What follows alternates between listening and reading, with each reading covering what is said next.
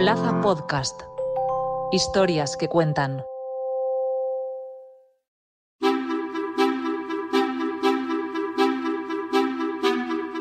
Con la llegada de la primavera, los alérgicos en España se enfrentan a un panorama desafiante, marcado sobre todo por un aumento en la intensidad y duración de los niveles de polen, según advierten los expertos.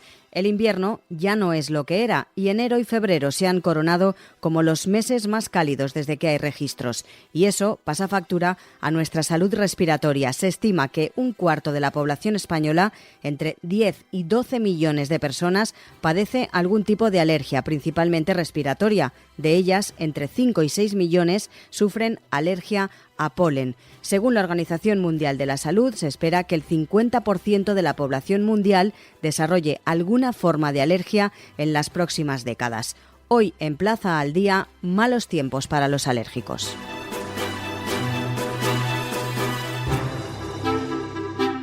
Saludamos al doctor Juan José Zapata, es el presidente del Comité de Aerobiología Clínica de la Sociedad Española de Alergia. Doctor, muy buenas. ¿Qué tal? Buenos días. Se presenta una primavera complicada, podemos decir así, para todos los alérgicos, ¿no? Bueno, la primavera siempre tiene su complejidad. Quiere decir, aunque nosotros hacemos una rueda de prensa donde explicamos cómo va a ser la realidad en las diferentes partes del territorio nacional, aunque digamos que en unos sitios puede ser más importante que en otros, si tenemos como polen de referencia las gramíneas, que son universales en todo el territorio, pero en todas las zonas van a tener un impacto del polen que se esté dando en la zona geográfica. Y este polen siempre va a producir problemas. De hecho, esté muy alto o muy bajo, cada persona individualmente presentará una sintomatología diferente. Así que lo que tendremos que hacer será siempre arbitrar todas las medidas de control ambiental y los tratamientos sintomáticos que tengamos que hacer, además de estar pendientes de las redes de aerobiología. Tenemos una página que se llama polenes.com en la sociedad, donde se puede consultar el nivel de polen a tiempo real en cada una de las zonas. Por ejemplo, en Valencia tenemos bastante representación de estos captadores y se puede ver perfectamente cómo está el polen a tiempo real y tomar las medidas necesarias en el caso de que empiecen a subir.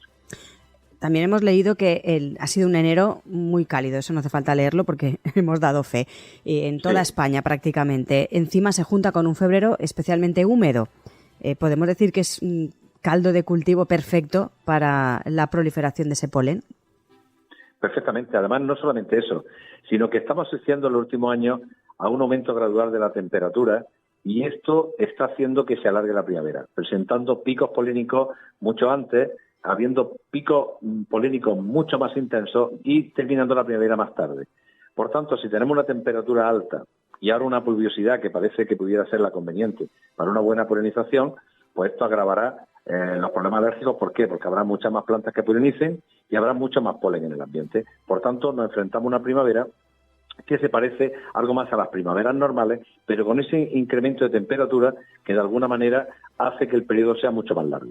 Hablaban ustedes de diferencias en cuanto al lugar donde se reside, es decir, los alérgicos, por ejemplo, a las gramíneas, que estaba hablando usted hace unos instantes, pues lo pasarán peor dependiendo del lugar donde vivan en España, ¿no?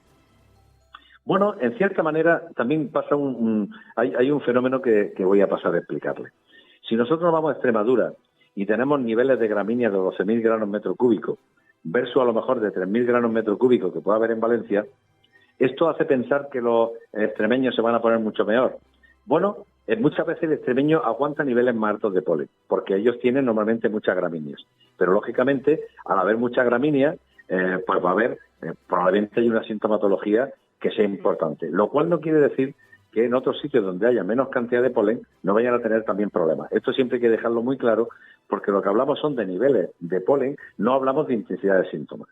Quiere decir que un valenciano puede tener síntomas con 300 gramíneas o con 500 gramíneas en el ambiente y una persona de Extremadura puede empezar a tener síntomas a partir de, por ejemplo, de 400. Uh-huh. Quiere decir, si un paciente de Valencia viaja, por ejemplo, a Extremadura, sí puede tener un problema muy importante. Por eso, mirando la página de polenes.com, si yo voy a viajar, por ejemplo, a Córdoba o a Sevilla o a Extremadura, si yo veo que el nivel de gramíneas va a ser muy alto, pues yo puedo extremar las condiciones de control ambiental y puedo también empezar a tomar la medicación oportuna, con objeto de tener el menos impacto posible en la zona donde voy a viajar. Con estos factores de los que estamos hablando, doctor, ¿se puede afirmar que este año será peor que 2023 para quienes sufren alergias o no? Sí, se puede decir que va a ser peor. ¿Por qué? La predicción que nosotros hicimos el año pasado era de que iba a haber unos niveles muy moderados y de que se iba a producir una polinización intensa, pero de muy poquito tiempo. Sin embargo, este año puede producirse de forma intensa y durante mucho más tiempo. Por tanto, el agravamiento de las enfermedades alérgicas va a ser mucho más notable que el año pasado. Han aumentado también el número de personas alérgicas. ¿A qué es debido? No sé si también es que somos más susceptibles a ello, nos hacemos más pruebas y antes no se realizaban tantas. No sé, ¿a qué se debe ese aumento, doctor? Ese factor que usted apunta es importante, pero hay una cosa que es mucho más importante. Y es el hecho de que el entorno donde vivimos está haciendo que tengamos una predisposición a presentar más enfermedades alérgicas. Estamos en un ambiente donde tenemos muchos contaminantes, tanto dentro de casa como fuera, donde las condiciones de nuestras ciudades también están aumentando todo este tipo de problemas por la contaminación, por ejemplo, las partículas en suspensión, los gases volátiles, y eso hace que el sistema inmunológico y la genética que uno tiene vaya rotando un poco más hacia la sintomatología alérgica, disminuyendo las enfermedades de tipo infecciosa. Quiere decir, en nuestra sociedad cada vez tenemos más antibióticos, menos enfermedades infecciosas, menos problemas de ese tipo. Nuestros niños tienen cada vez menos enfermedades severas a nivel respiratorio y todo esto hace que el sistema rule hacia la patología alérgica. Por tanto, nuestra forma de vivir está haciendo que tengamos muchas más enfermedades alérgicas. De hecho, la Organización Mundial de la Salud apunta de que para las próximas décadas el 50% de la población va a tener alguna patología alérgica, lo que hace ver que la incidencia que van a tener este tipo de patologías van a ser un verdadero problema de salud pública. No nos deja muy tranquilos, doctor. Es que esto es así, es que las enfermedades alérgicas, por eso hay que enfatizar mucho de que tenemos que hacer todo lo posible por estar en la primera línea de diagnóstico y tratamiento de estas enfermedades, porque estas enfermedades van a aumentar hasta tal punto que va a ser un verdadero problema sanitario. Entonces, cuanto antes movilicemos todos los recursos, mucho mejor. Porque son enfermedades que con un tratamiento y una estrategia adecuada podemos minimizarla mucho y controlarla bastante. ¿Y qué debemos hacer entonces las personas en nuestro día a día? ¿Qué síntomas podemos estar alerta o qué pasos tenemos que seguir para, como dice usted, prevenir y adelantarnos a lo que nos pueda suceder? Pues mire, una de las cosas fundamentales es tener un diagnóstico adecuado. Muchas veces las enfermedades alérgicas son enfermedades que no ponen en peligro la vida, un estornudo, un picor de ojos. Claro, y que se puede confundir con un resfriado. Y con muchas otras cosas. Entonces, es prioritario tener un buen diagnóstico, porque el paciente que tiene un buen diagnóstico ya sabe cómo actuar ante la patología. Por ejemplo, si un paciente sabe que va a tener problemas con gramíneas, pues ya puede consultar cuando van a empezar las gramíneas y hacer cosas, por ejemplo, pues por ejemplo, no ventilar su casa por la mañana y por la tarde, que es cuando más polen hay. Por ejemplo, puede ventilar a horas medias del día, limpiar sus filtros de aire acondicionado, no meter la ropa que se tiende en el exterior luego al dormitorio, meter unas sábanas que son verdaderos captadores de polen, meterlo luego en el dormitorio por la noche, no pareciera lo más conveniente. No hacer ejercicio al aire libre en zonas de alto impacto de vegetación, o utilizar, por ejemplo, mascarillas FFP2 si no tenemos más remedio, ir a zonas de alto impacto polínico. E incluso podemos ducharnos o quitarnos la ropa si venimos de zonas donde hay mucho polen, con objeto que cuando estemos en el domicilio tengamos el menor impacto posible de ese polen. En cuanto al tratamiento sintomático, siempre lo decimos, la medicación es importante empezarla justo en el momento en que empiezan los primeros síntomas. Si nosotros dilatamos el tomar una estrategia en ese sentido, muchas veces va a hacer que los tratamientos habituales ya no sean capaces de estabilizar la enfermedad.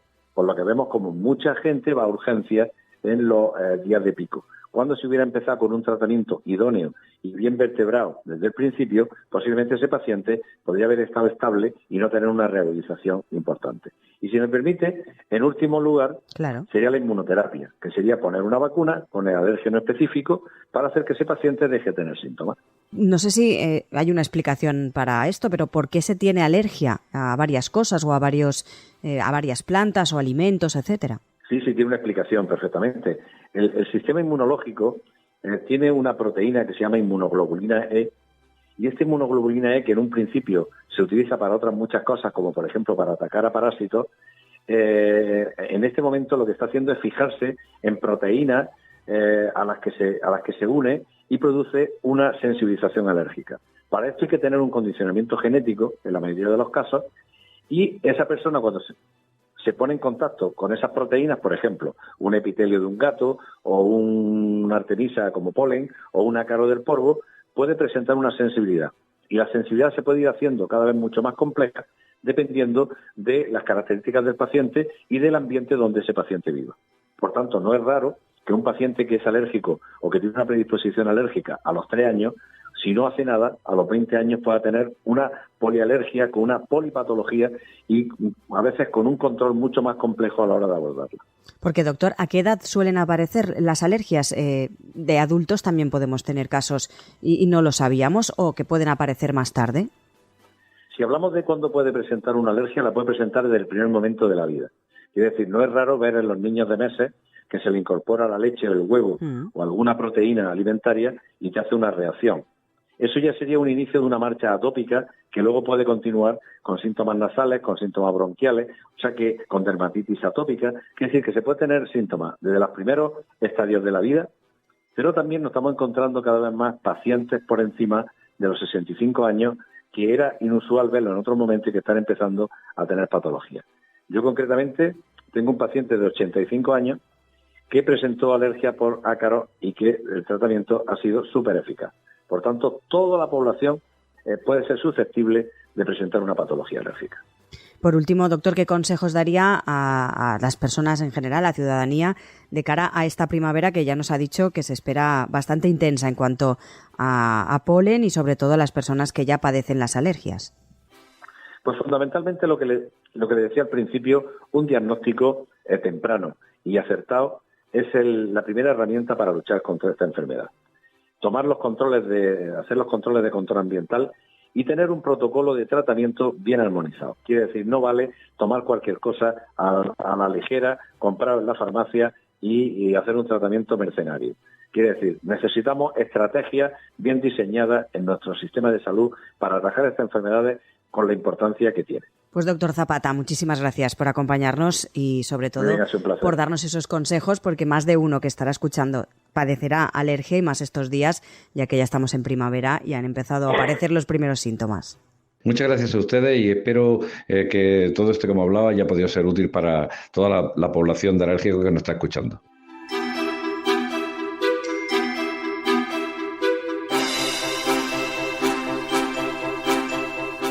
Como acabamos de escuchar, el doctor Zapata anticipa que este año será peor que 2023 para quienes sufren alergias. En cuanto a la prevención y el manejo de estas enfermedades, el presidente del Comité de Aerobiología Clínica de la Sociedad Española de Alergia enfatiza sobre todo en la importancia de un diagnóstico adecuado y un protocolo de tratamiento más personalizado.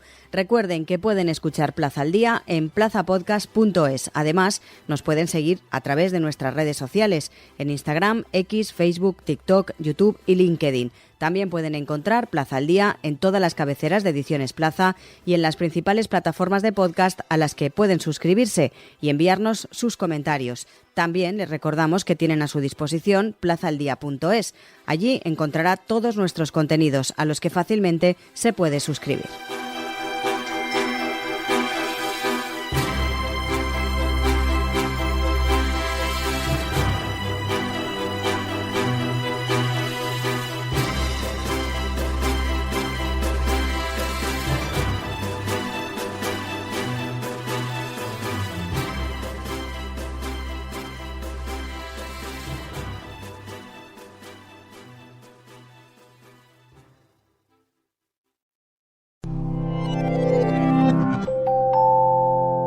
Plaza Podcast.